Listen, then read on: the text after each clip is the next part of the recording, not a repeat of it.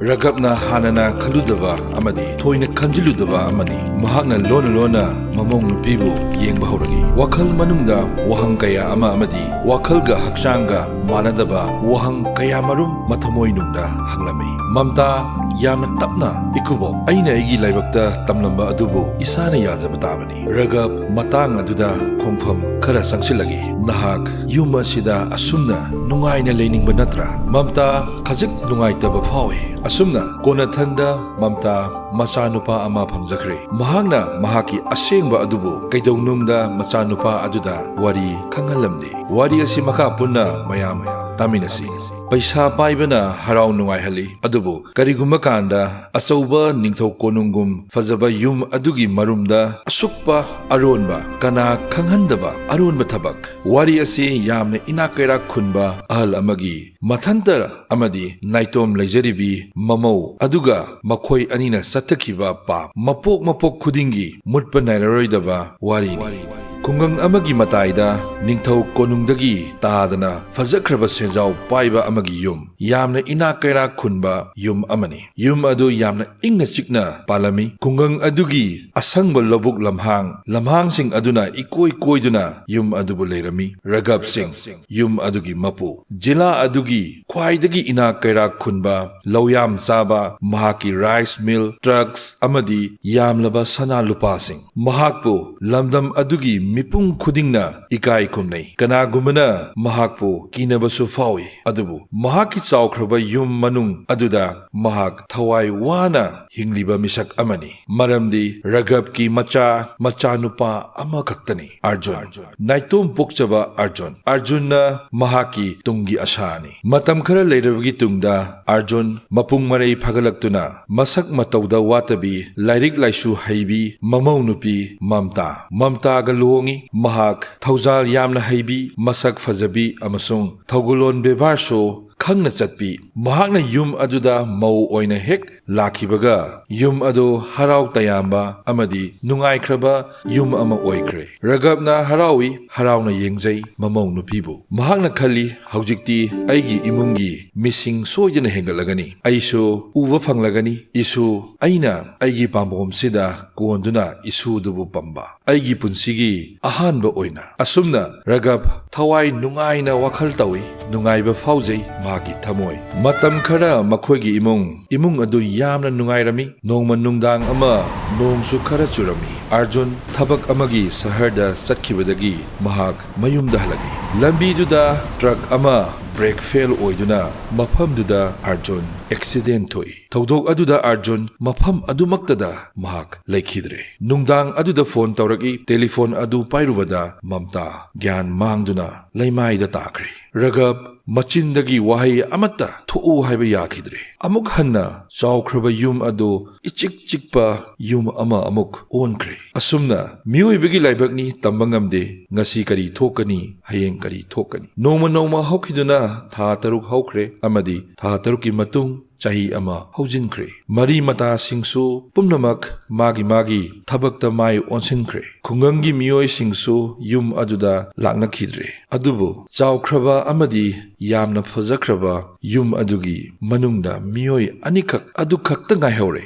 ahal oiraba amadi nupi khainakhraba ahal amaga amadi naha oiribi mapuroiba nganna khainakhrabi lukhrabi amaga mamta angauwa fizol adukhakta setuna leirami mahaki punsida nokpa haibadudi oikhidre kawkhre kanagasu mahak wari sanaramde Makubok ragapna Mamou Nupibu thauna fana leinanaba pauktak kaya ama pibi adubu tapna karigumba kanda awonba adu ona tainaba awonba amada laklami naitom leiba aduna awonba adubu ona tainabagi lambida chatnanaba machak ama oirami tuminna leiba kanaga wari sadaba amadi mathannata leiba aduna hena khudong chanaba ama oihali wakhal loksing adusu onhalli maram aduna isagi apamba adubu chumlaboi khanduna amadi yagadaba thabak ama oina khalagi Makubok ragap mahaki nupi khainakhraba sahi kaya ama hokre mahaki thamoi amadi hakchang animak apamba adudi darkar adu adumak leiribani. Chap manaba yum aduda chawkraba yum adugi manungda naha oiribi masak mataudasu watabi mamong nupi amaga mamtana makubokpu yamna thogalon bevar leina amadi thamoi sengna seba tauribani. Chak ising mahaki hidak langthak pumnamak mamtana ningthina seba taujaribini. Ragab hanana khaludaba amadi toina khanjiludaba ama mahakna lona mamong nupibu yengba horage. Wakhal manungda wahang kaya ama hangdaba nati wakhalga hakchanga animak kariguma kanda yenarami. Mahak aigi ichagumani amaksu aigi imakti nati mahakti ai ithanta imung asida leiribani kananasu khangloidaba potni. Mahaki wakhalda chayetnaba kaya ama leirami. Nongma yasanglakpada maisu mutkre nongsu mapanduda kanna taba nomini. Yum manung adusu imam mami mamtana candle sing adubu kanna sukhatnaba honarami. Ragab imungda sangsalaktuuna yamna tapna hairagi. Mamta nang yamna naha oiri nangi satkadaba lambi yamna sangli karigino nangna asumna imungsida leiningliba. Mamtana yamna tapna hairagi. Ikubok aina aigi laibakta tamlamba adubu aina yazaba tabani. Ragab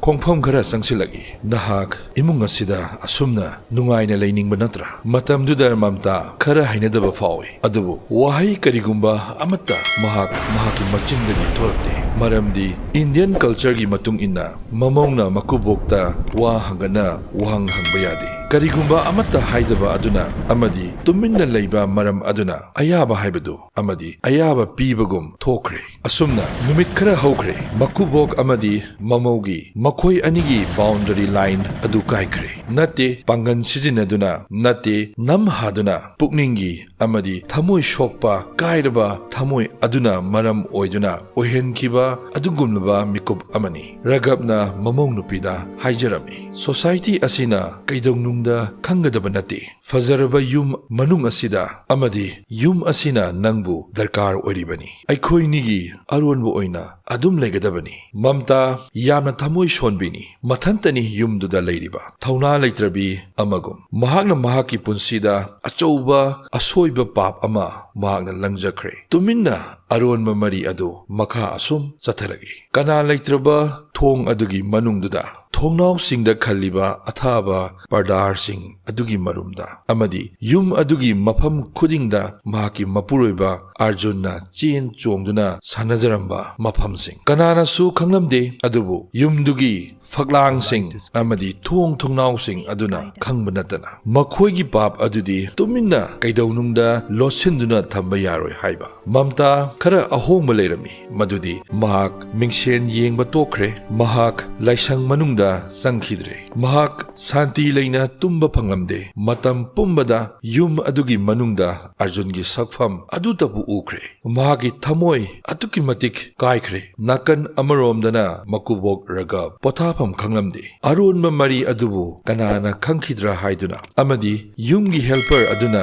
khangkrabra haiduna amasung society busu mahakna akiba forami masana Chatthakheba pap aduna mahakpu santi oina lehelamde tha kharagi matungni nongma mamta lektaragi doctor kawi doctor na fazana examine tawi doctor gi examine adugi matung inna doctor na congratulation mamta nak pregnant oire ka manung da leiramba mipum khudingmak tuminna leirami pregnant adubu arjundi lakhidaba kuire sahi henkre mahaki mapuruiba lakhidaba paw adu hek phangbaga ragab mahaki makhut adu nikpana loikre mamta yamna kaplami haujikti lona thupna leiramba adu pokhaigadoroba bom amagi mainada chubagum thokre khungang adugi mipum khudingna ngangnarami karamna oithoklibano kanagi anga karamba miyoigi machano kanagumna mamta da tainei praja kharana yamna hakchinna loduna makubok ragab puso jingnarami khungang asigi khwaidagi senjao paiba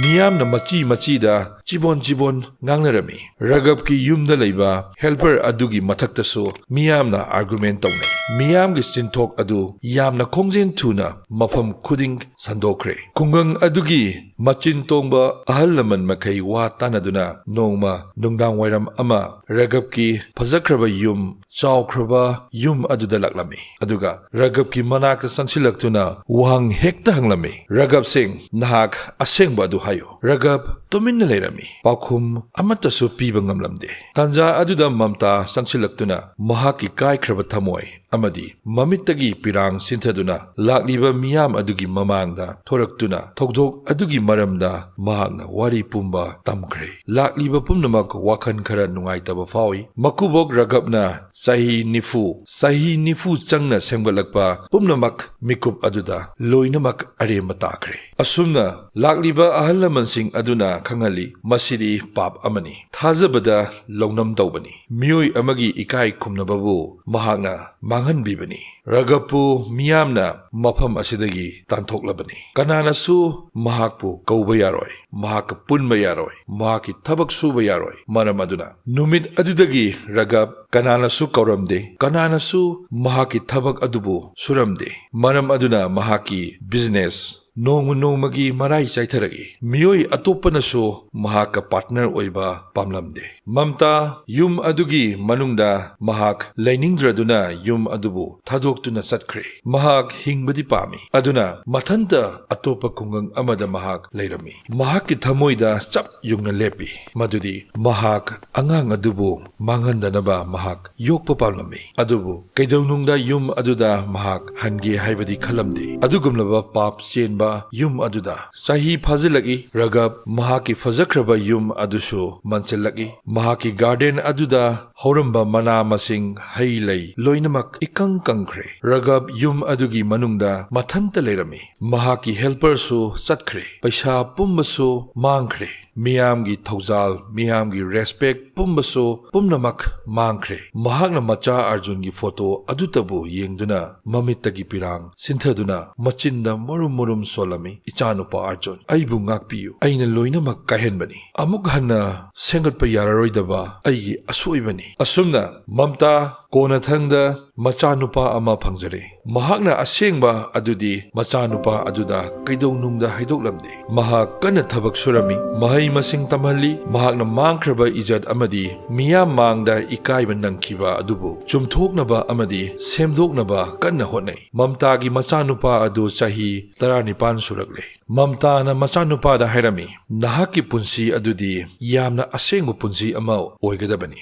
ꯑꯔꯥꯟꯕ ꯑꯃꯈꯛꯅ ꯏꯆꯥ ꯏꯁꯨ ꯁꯨꯔꯣꯟ ꯐꯥꯎꯕ ꯀꯥꯏꯊꯈꯤꯕ ꯌꯥꯏ ꯃꯔꯝ ꯑꯗꯨꯅ ꯅꯍꯥꯛ ꯑꯆꯨꯝꯕ ꯂꯝꯕꯤ ꯑꯁꯦꯡꯕ ꯂꯝꯕꯤ ꯑꯗꯨꯗ ꯅꯍꯥꯛ ꯆꯠꯀꯗꯕꯅꯤ ꯑꯁꯣꯝꯗꯅ ꯔꯥꯘꯕ ꯃꯍꯥꯛꯀꯤ ꯐꯖꯈ꯭ꯔꯕ ꯌꯨꯝ ꯑꯗꯨꯒꯤ ꯃꯅꯨꯡꯗ ꯃꯍꯥꯛ ꯁꯤꯗꯨꯅ ꯂꯩꯔꯝꯂꯦ ꯃꯇꯝ ꯑꯗꯨꯗ ꯃꯍꯥꯛꯀꯤ ꯐꯦꯃꯤꯂꯤ ꯑꯃꯗꯤ ꯃꯍꯥꯛꯄꯨ ꯌꯦꯡꯁꯤꯟꯕꯤꯅꯕ ꯀꯅꯥꯁꯨ ꯂꯩꯔꯝꯗꯦ ꯀꯌꯥꯗ ꯂꯥꯏꯕꯛ ꯊꯤꯕꯅꯣ ꯈꯨꯡꯒꯪ ꯑꯗꯨꯗ ꯈ꯭ꯋꯥꯏꯗꯒꯤ ꯁꯦꯟꯖꯥꯎ ꯄꯥꯏꯕ ꯃꯤꯑꯣꯏ ꯑꯃ ꯈ꯭ꯋꯥꯏꯗꯒꯤ ꯔꯦꯁꯄꯦꯛ ꯇꯧꯔꯝꯕ ꯃꯤꯁꯛ ꯑꯃ ꯉꯁꯤꯗꯤ ꯄ꯭ꯔꯤꯊꯤꯕꯤ ꯑꯁꯤꯗ ꯈ꯭ꯋꯥꯏꯗꯒꯤ ꯇꯣꯜꯂꯕ ꯃꯤꯁꯛ ꯑꯃ ꯑꯣꯏꯅ ꯃꯍꯥꯛ ꯂꯩꯈꯤꯗ꯭ꯔꯦ ꯑꯁꯨꯝꯅ ꯃꯤꯌꯥꯝꯗ ꯄꯤꯖꯅꯤꯡꯂꯤꯕ ꯃꯦꯁꯦꯖ ꯄꯩꯁꯥꯅ ꯃꯤꯑꯣꯏꯕꯒꯤ ꯏꯀꯥꯏ ꯈꯨꯝꯅꯕ ꯂꯩꯕ ꯌꯥꯗꯦ ꯏꯁꯥꯒꯤ ꯄꯥꯞ ꯑꯗꯨꯕꯨꯗꯤ ꯂꯣꯠꯇꯨꯅ ꯀꯩꯗꯧꯅꯨꯡꯗ ꯊꯝꯕ ꯌꯥꯗꯦ ꯏꯊꯟꯅꯇ ꯂꯩꯕꯅ ꯑꯋꯥꯕ ꯅꯨꯡꯉꯥꯏꯇꯕ ꯑꯣꯏꯍꯜꯂꯤ ꯑꯔꯥꯟꯕ ꯑꯄꯥꯝꯕ ꯑꯗꯨꯅ ꯄꯨꯝꯅꯃꯛ ꯃꯥꯡꯍꯜꯂꯤ ꯊꯥꯖꯕ ꯑꯗꯨ ꯍꯦꯛ ꯃꯥꯡꯂꯛꯄꯗ ꯐꯦꯃꯤꯂꯤ ꯑꯗꯨ ꯃꯔꯥꯏ ꯆꯥꯏꯊꯈꯤ ꯃꯁꯤꯅꯤ ꯃꯌꯥꯝ ꯋꯥꯔꯤ ꯑꯁꯤ ꯃꯇꯥꯡꯁꯤꯗ ꯇꯦꯟꯁꯤꯟꯖꯔꯤ ꯃꯌꯥꯝ ꯄꯨꯝꯅꯃꯛ